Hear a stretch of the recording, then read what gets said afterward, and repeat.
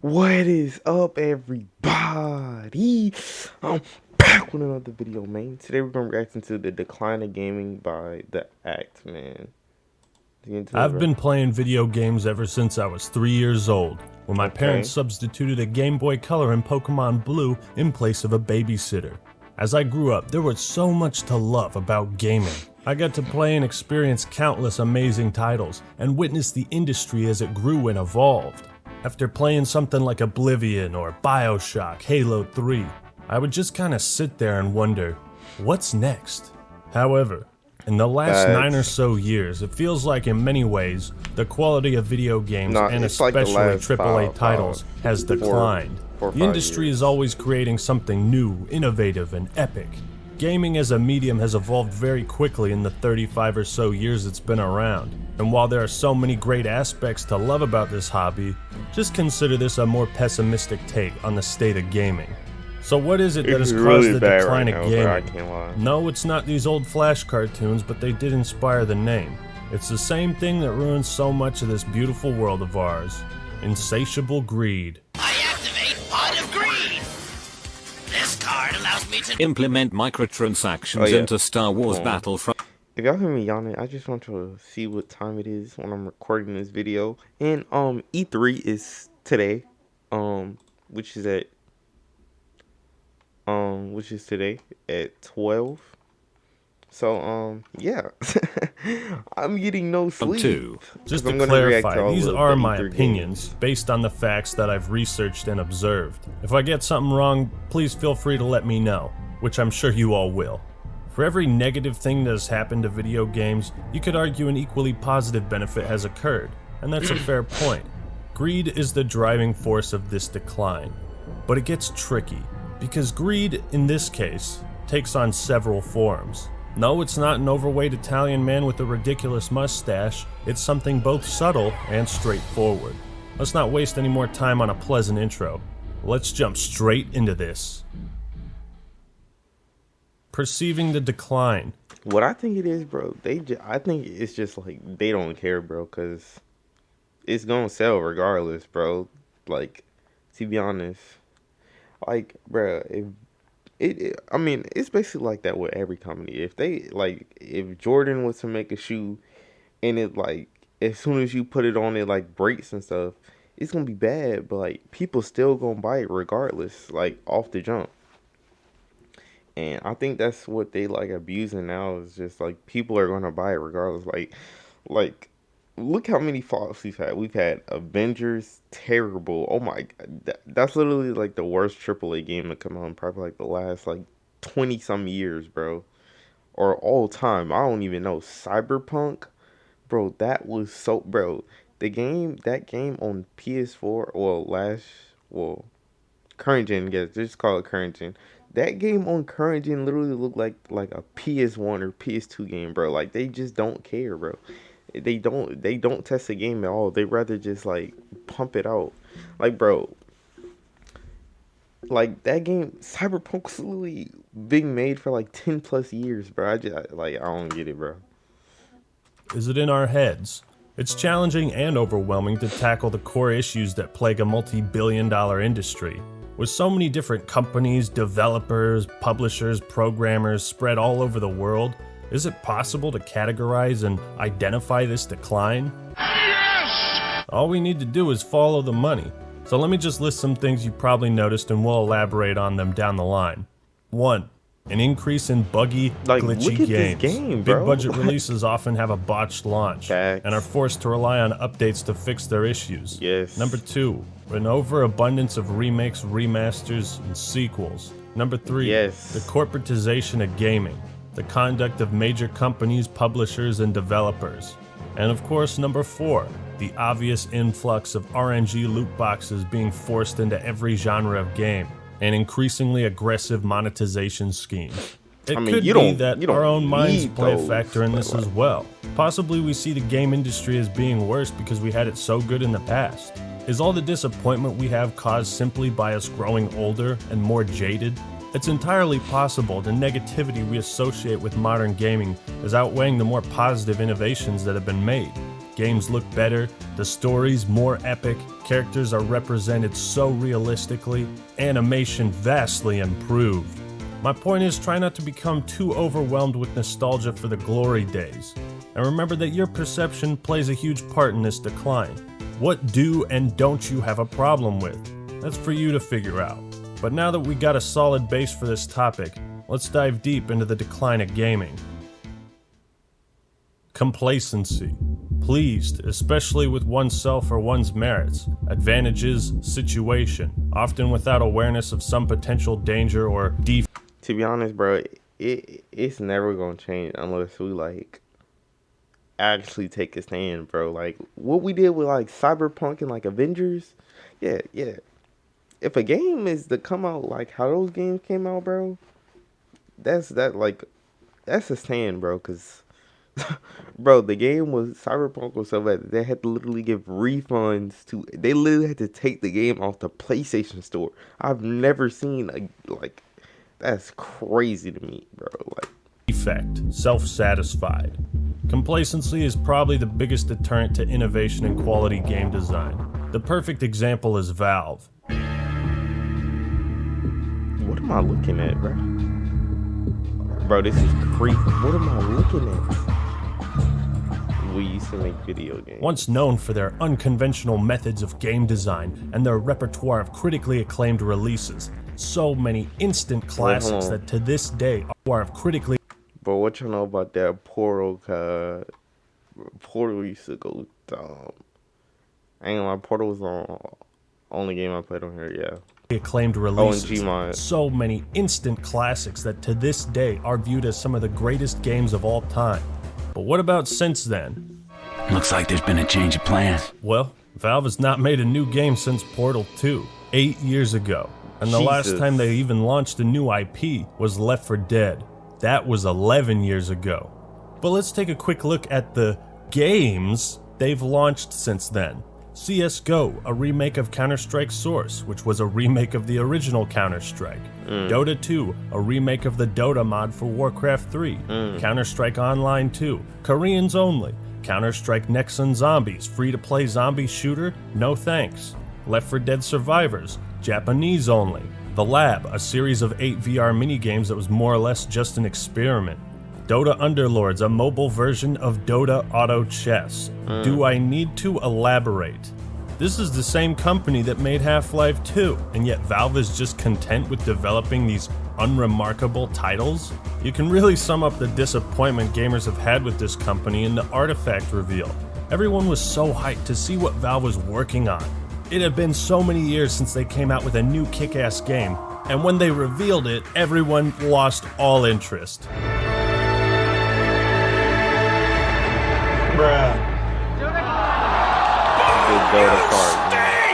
A Dota 2 card game. Now the question is, why did Valve stop making actual games? What happened to their ambition? Well, as of March 2015, Valve makes $18 million per month off Dota 2 alone. Valve is also, by ratio, one of the most profitable companies with the fewest employees in America, earning roughly $300,000 per employee.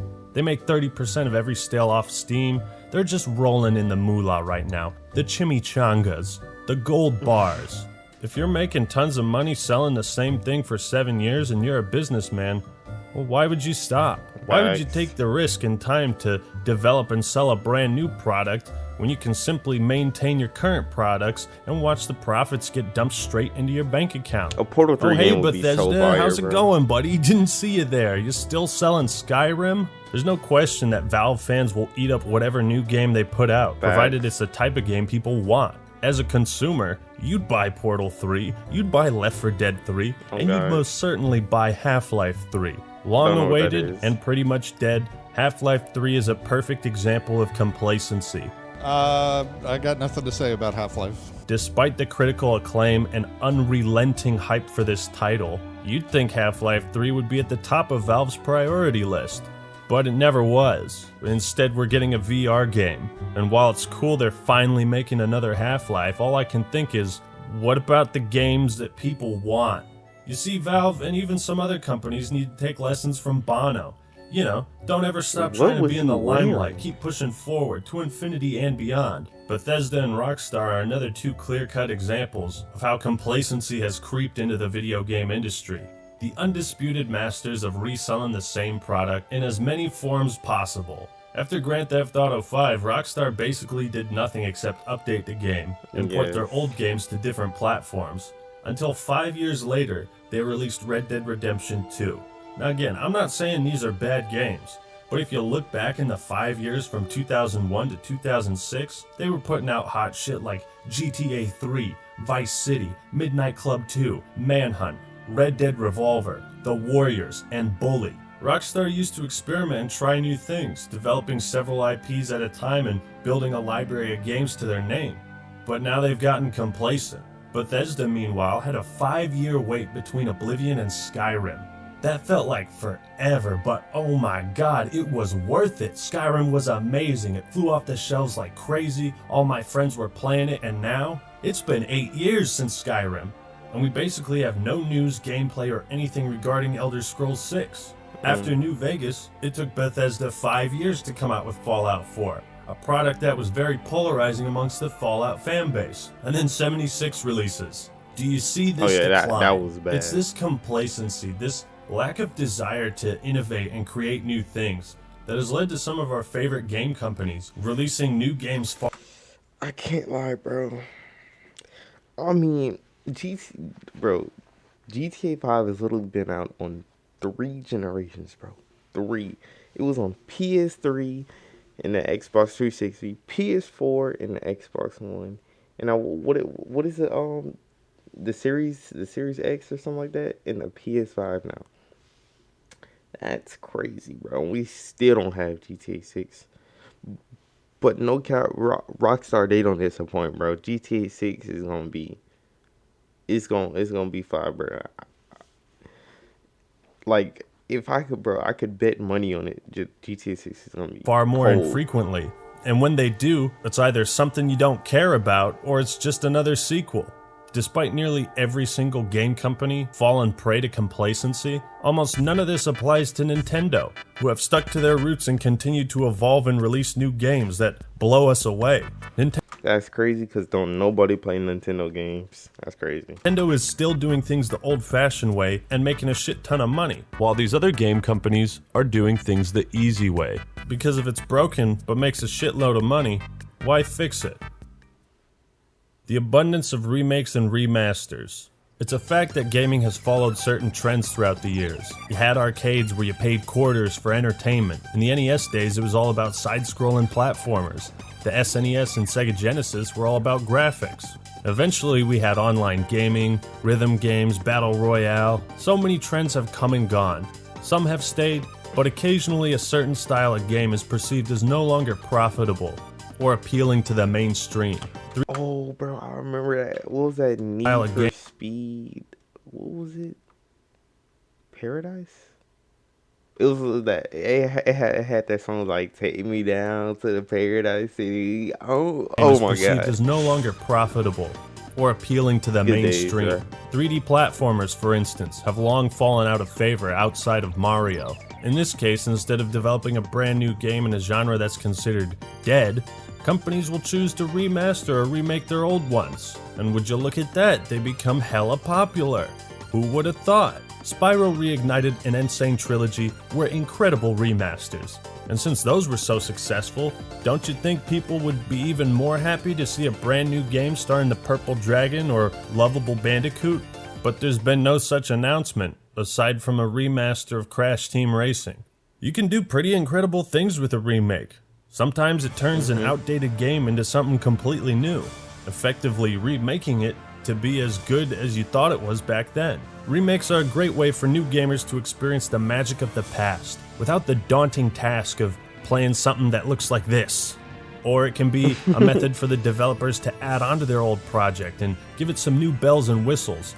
A remaster is capable of bringing old games up to speed with several quality of life changes and making it the definitive way to experience an old title. It can be pretty awesome when they port something to a newer console so that you don't have to buy an old expensive copy of it, like Symphony of the Night and other Castlevania games being ported to Xbox.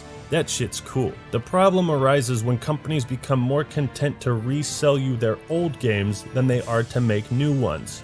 It's become a meme how many different versions of Skyrim Bethesda has churned out. Legendary Edition, Skyrim Special Edition, Remastered, Skyrim on Switch, Skyrim now with mods, Skyrim for VR. In April 2013, Bethesda announced via their blog that they were moving on from Skyrim and preparing to work on other projects. Yeah, that's a fucking laugh. Skyrim Pinball Edition.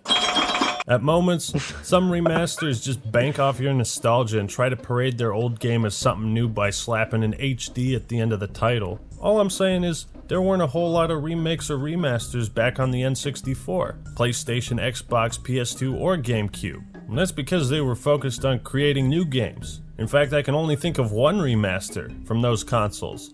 Conquer Live and Reloaded, which made the game look so freaking sexy. The visuals are still impressive to this day, and they even launched a brand new multiplayer mode that was just awesome. But nowadays, some remasters are just a shameless cash grab, where you can see a side-by-side comparison. That's bad. Oh my. That's really bad. I can't lie. That's really bad. Bro, it looks the exact same. The quality on this one is just like. This one is probably like 720. No, wait, what are the things again? Yeah, this one's probably like, 480. This one's probably like 720. And notice no really difference. bad. But hey, at least they added some extra dirt on the glass for BioShock Remastered. Take my $40. Remember the original port of Dark Souls on Steam? Yeah, it was so fucking lazy and busted they didn't even swap out the button prompts from the Xbox 360 version. I mean, holy shit. And then From Software comes out with Dark Souls Remastered, an actual, real port of the game. And they charge people $40 to play Dark Souls with a revitalized PvP community. And even DS Remastered didn't bother to fix several game-breaking glitches, highlighted in this wonderful Inferno Plus video. Companies will also take it a step further. EA turned Dungeon Keeper into a blatant pay-to-win dumpster fire mobile game. Activision not only released Modern Warfare Remastered bundled with Infinite Warfare, but later added loot boxes and paid weapons into a game that didn't have those things in 2007. Some games like Sleeping Dogs, Last of Us will come out with a remaster 1 or 2 years after it released. You expect me to believe technology advanced so far in that time span that... Yo, that's really bad. I can't lie. That's really bad. I didn't even know that. A 1-year-old game is now considered out of date? It's nice to improve a That's game's stability, frame rate, and resolution, but is all that really worth buying the exact same product again? My point is, a lot of companies aren't willing to take risks anymore. It's disheartening to remember a time when the original Xbox was a haven of original, awesome, exclusive titles, and now the Xbox One doesn't even seem to be competing. This trend of lazy remasters and remakes brings Yeah, having an Xbox like having an Android, bruh. On God. me to my next point. Chasing trends. Early access. Hey guys, please excuse the shitty quality of this section. My video is still in early access, and you can donate to my Patreon to help fund my willingness to sit at a computer and edit. In an effort to capitalize on whatever is currently most popular, plenty of game studios will just shamelessly rip off others or rush out some basic-ass shell of a game. Remember Lawbreakers? Man, didn't do so hot trying to copy Overwatch, so how about Boss Key Productions just copies Fortnite and PUBG and launch a shitty battle royale? That should bring in the money. Radical Heights, good god. Oh wow, this battle royale craze is really taken off. Let's release a brand new game that's completely fucked, abandon our old one, and alienate our fan base. The Culling 2 proved just how desperate some developers really are. Oh my. That's really bad. Oh my. 2 days after launch, only has 2 players? Yeah. Of course, it would take too much time and effort to fix PUBG before porting it to Xbox, so they just, oh my god, burn it. Burn it. Oh my god. Bro, it's no way. Bro, that is really bad. It all. They somehow made it worse. It's kind of Oh my shocking how a God. company that made all the money in King Tut's castle didn't use any of it to improve the game. Okay, I see they what the just flick wanted shot, my more. boy. And then Titanfall made advanced movement popular, Well, shit, of course Call of Duty and Halo has to adapt that into their games, even if Imagine playing Halo in 2021. the developers don't understand what makes the movement good, even if it compromises the design style and identity of their franchises. Just copy it. I don't care if it works. If it's unintuitive, janky, and sucks ass, just copy them. Do what they're doing. A lot of these game series used to kind of just go their own way, and I miss that. The term early access has now been hijacked by companies who are too lazy to call their games complete, or admit they're never gonna finish them.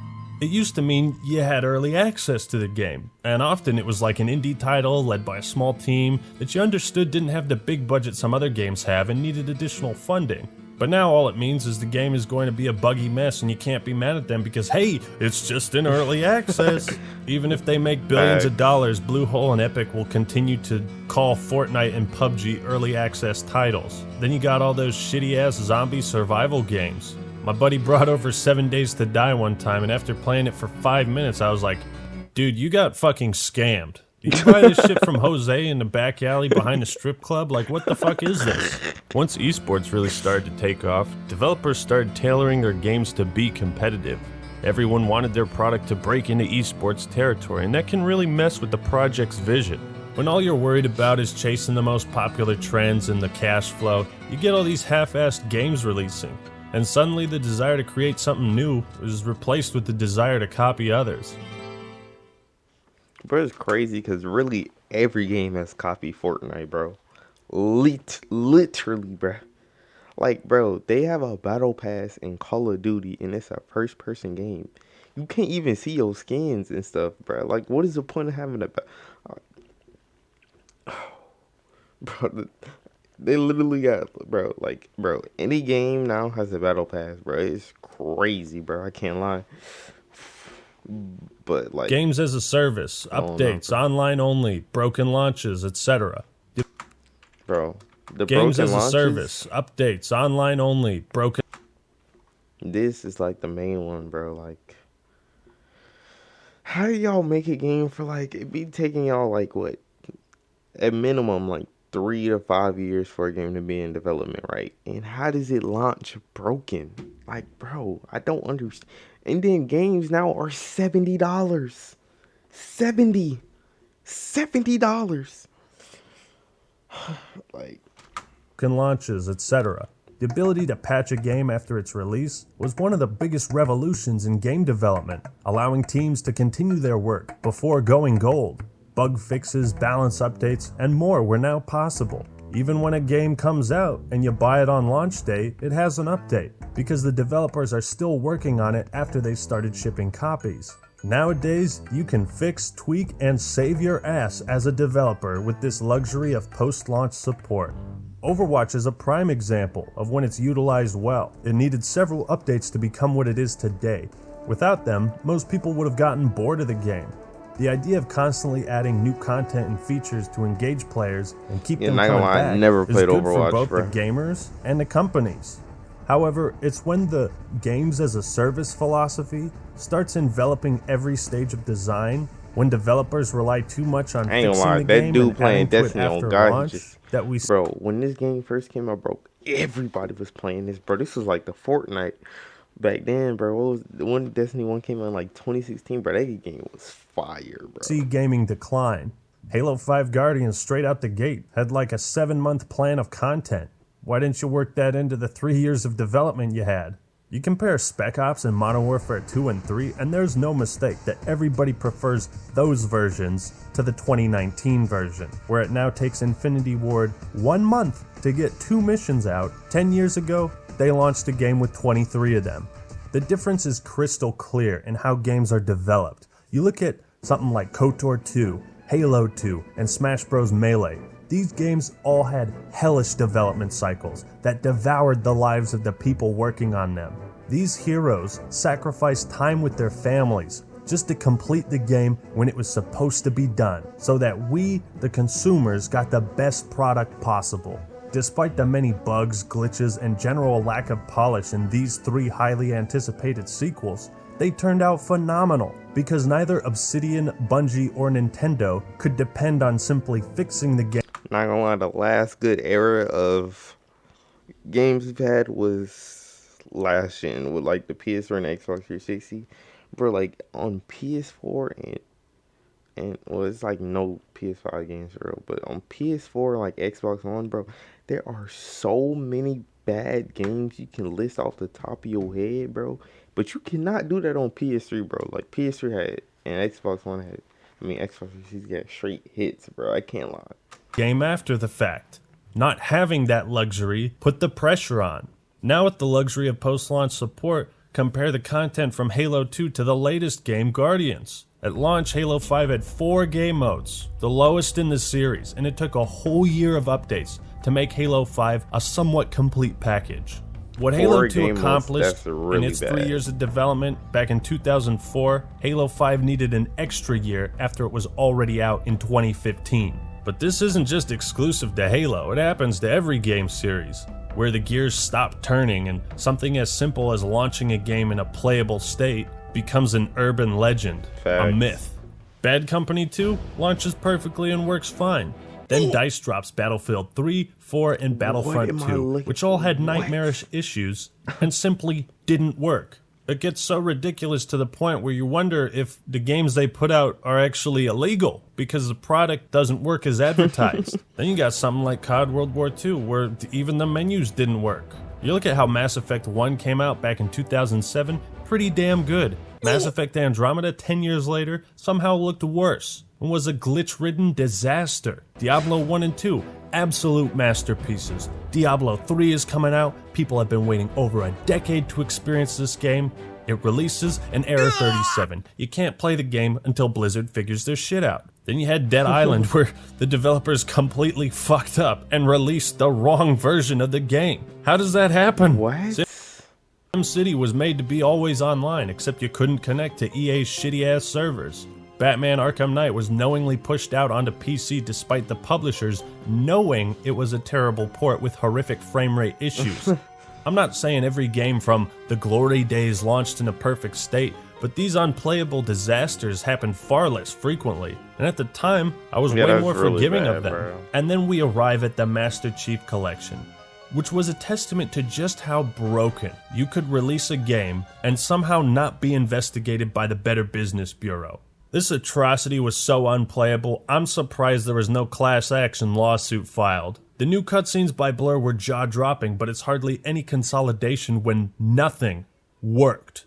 Menus were fucked, game glitches everywhere, impossible to find games, ranking system constantly resetting. 343 needed like 3 or 4. I mean, what do you expect, bruh? It's Xbox, bruh. Xbox best exclusive game they have is Halo. Who plays Halo, bro? Like, what more can you expect? Look at PlayStation. You got, you know what I'm saying? You got Uncharted. You got Ghost of Tsushima. You got Spider-Man. Hey, but if you want to have an Xbox, have an Xbox. You know what I'm saying? Have an Xbox. 4 years to make MCC a consistently playable game. 3 to 4 years after I bought the game, I was finally able to play it the way they promised I could. So Halo 2 Anniversary will contain the original Halo 2 multiplayer. Hey bro, E3 today, I better see some heat, bro. Exactly as it shipped 10 years ago. Though this is a subjective point, take a look at these MMORPGs. World of Warcraft changed the gaming landscape as we knew it and really gave rise to the games as a service philosophy with monthly subscriptions, new expansions. It was a nice source of cash flow, and for players that enjoyed the game, it was the greatest thing ever. WoW has been consistently supported for like 15 years, and that's great. But here's an important point hardly ever mentioned. Warcraft as a series has been an MMORPG longer than it has been a real-time strategy. Despite 3 games with multiple expansions, the reason Warcraft 4 does not exist, if you play games like this, bro, you're a tier 3, no cap, is because WoW does. Similarly, the reason why Knights of the Old Republic 3 does not exist is because the Old Republic does. Elder Scrolls 6 does not exist yet because they've been working on Elder Scrolls Online. For better or worse, these incredible series of games have converted to the games as a service philosophy. They've turned their backs on their roots. EA is infamous for shutting down several game studios, including Visceral, who were working on a single-player Star Wars game. But because single-player games can't really be made into a service, EA saw this venture as not as profitable and shut it down. It's actually surprising when something like Jedi Fallen Order comes out with no caveats and is a genuinely great game. But in the 6 or so years EA has had the rights to Star Wars, this is the first single-player game they've put out. Flashback to the early EA is just like, I don't even like, bro. How some company has not overtaken them. They literally have like all the rights, bro. Like 2000s. that's just Oh it, bro. baby, Jedi Academy, Republic Commando, KOTOR 1 and 2, Episode 3 game, Lego Star Wars, Bounty Hunter, Obi-Wan, Force Unleashed, Battlefront 1 and 2, Empire at War. Star Wars games were off the fucking hook, but EA is just complacent now. We live in a time where the updates a game goes through are more impactful than the actual release. And it's this ship it now, fix it later mentality that is allowing companies to churn out so many titles that suck straight ass when they come out. A video game should never be a gamble where the consumer doesn't know if it's gonna function or not. Corporatization, anti-consumer. Probably the worst thing about the decline of gaming is the corporatization of it. The game industry is becoming more and more controlled by some board of directors who don't see this hobby as you or I do. They aren't thinking, how can we make the best game possible? How can we make our fans happy? Facts. They're thinking, how can we make the most money with the least amount of effort? Oh, God. There are investors to please, deadlines to meet. Game development used to be just a bunch of nerds pooling their talents and creativity to make something incredible, something they would want to play. Corporatization has been sucking the life and soul out of gaming, and this is illustrated by the complete lack of originality in the cover art of games. Check out this video by Nakey Jakey, it's really good, but it showcases a greater point: the lack of soul. It'd be foolish to condemn all pre-order bonuses, microtransactions, DLC, etc., because only a Sith deals in absolutes. But you're the consumer. What do you want? Do you want cool, meaningful, cosmetic unlockables that showcase your accomplishments? Okay, what's the ideal way for the player to unlock them? Ask yourself this question first. Is this good for the player? Is it good for the player to unlock gameplay-altering abilities or cosmetic items in monetized randomized loot boxes? Is that a form of progression and unlocks that is beneficial to the player? Of course not. So why do companies include it? Because the well-being of the consumer and the quality of the experience is You get that secondary to bread, what's bro. most profitable. Back during the 360, PS3, and Wii generation, players noticed there was a lot more downloadable content than the previous generation. In fact, the GameCube didn't even connect to the internet. But now it seems like loot boxes are far more numerous. That's because companies realized DLC was only a one-time purchase. But what if there was a way to turn players into payers? Consistently doing that would yield high results. Then you got all those season passes where companies want you to put up 50 I don't bro, why do they do that? Like, how do you have multiple season passes for the same game? That doesn't even make sense. Bro, dollars based on a promise. As and video then it's not even like the season passes are cheap. Season passes is like $25 to like $30. games become more and more expensive to make, the price of a new release has stayed the same for decades. And while any business, Now it's 70, bro. big or small, needs to make a profit, the lengths some companies go to monetize their games is absurd. Sometimes being so greedy to the point where they will compromise the design of their game. 343 and Creative Assembly went so far in this direction, crafting a mode specifically to integrate loot boxes into Halo Wars 2 and create a pay-to-win model. Madden and FIFA Ultimate Teams. Wow, those are so cool, ruined by pay-to-win loot boxes. Battlefield 1 and 4 offering literal shortcuts through the progression system. Think about that for a second. The designers created the system of XP, how it is earned, how much it takes to unlock things, and then decided to monetize a way for players to skip it entirely. Bungie literally cutting and reselling parts of Destiny 1 and 2 as DLC, making shaders consumable so players will have to buy them again, was not a decision made for the benefit of the player.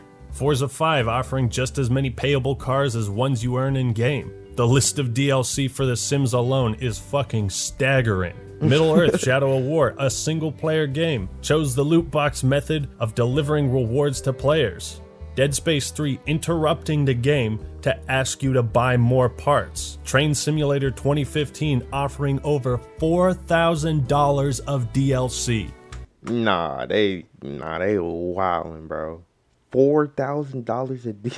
Nah, they wildin', bro. Purchasable weapons in Black Ops 4 giving people an advantage. Microsoft charging you to remove ads on Solitaire. Fucking microtransactions in Solitaire. Then for some games, it can get so bad that functional microtransactions become more important than a functional game. I couldn't get into matches in COD World War II when it came out, but you bet your ass I could buy loot boxes. And then Fallout 76. Wow.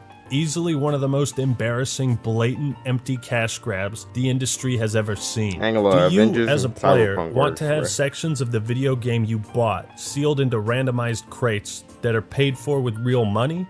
Hell no. There's always a better alternative. Titanfall 2 is the shining example. It might not make the most money, but there's no bullshit involved. What you see is what you get, and the game isn't any worse or better off because of it. Companies have tried seemingly every slimy, underhanded tactic to get you to pay just a bit more.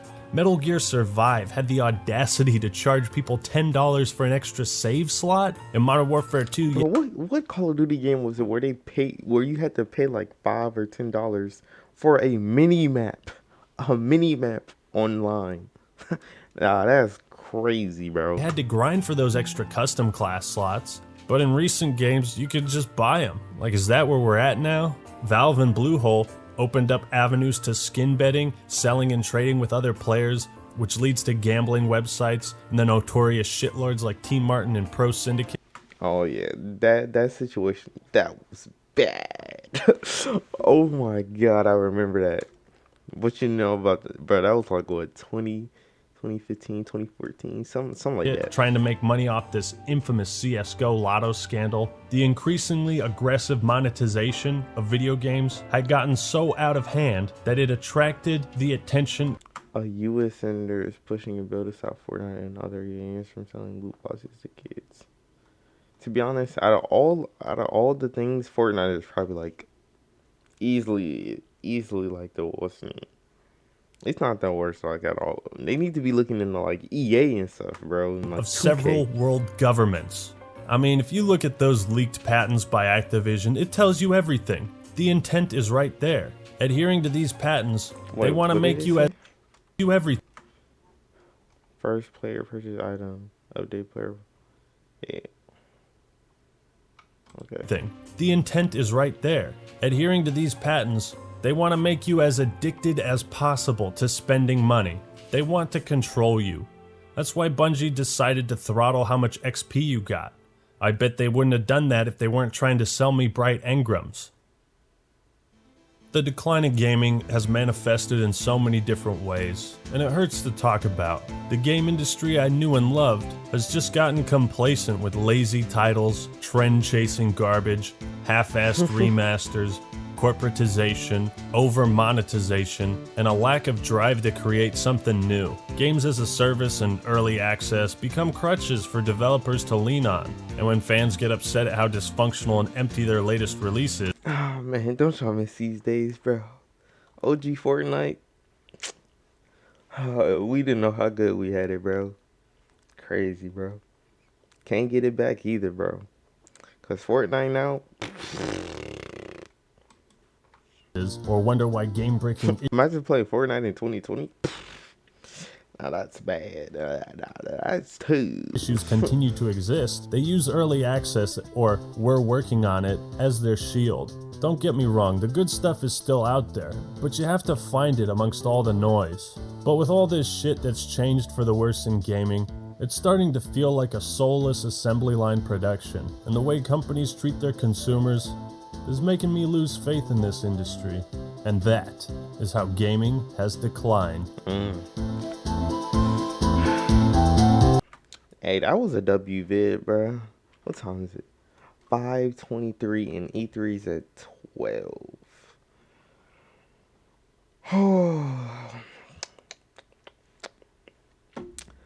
What is that? What, like, if I go to sleep like right now, like probably 4 hours of sleep. I ain't even gonna get that much sleep though. I'm probably gonna be on my phone for. Man, let me just end this video, bro. Like, comment, subscribe, and we all got.